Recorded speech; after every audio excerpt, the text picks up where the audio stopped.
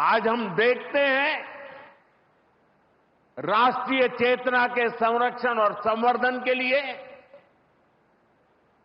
जो विचार बीज 100 साल पहले बोला गया, वो महान वटवृक्ष के रूप में आज दुनिया के सामने है।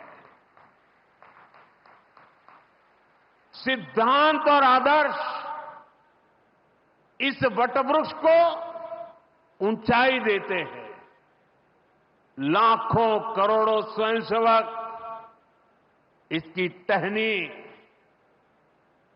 ये कोई साधारण वटवृक्ष नहीं, राष्ट्रीय स्वयंसेवक संघ भारत की अमर संस्कृति का आधुनिक अक्षय वट है।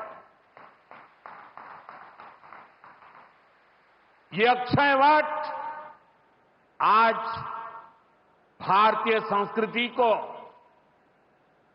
हमारे राष्ट्र की चेतना को निरंतर ऊर्जावान बना रहा है। साथियों, आज जब हम माधव नेत्रालय के नए परिसर का काम शुरू कर रहे हैं,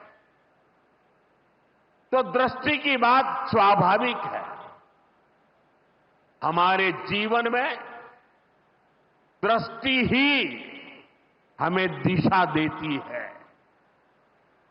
इसलिए वेदों में भी कामना की गई है, पश्चिम शरदः शतम्, अर्थात हम 100 वर्ष तक देखें। ये दृष्टि आंखों की यानी बाह्य दृष्टि भी होनी चाहिए और अंतः दृष्टि भी होनी चाहिए। जब अंतः दृष्टि की बात करते हैं तो विदर्भ के महान संत श्री गुलाबराव महाराज जी का स्मरण भी होना स्वाभाविक है। उन्हें प्रज्ञाचक्षु कहा जाता था। बहुत कम आयु में ही उनको आंखों से दिखाई देना बंद हो गया, लेकिन फिर भी उन्होंने अनेकों पुस्तकें लिखी थी।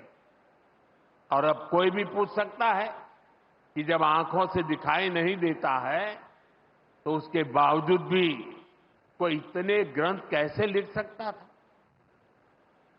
इसका उत्तर यह है कि उनके पास भले ही नेत्र नहीं थे, लेकिन दृष्टि थी।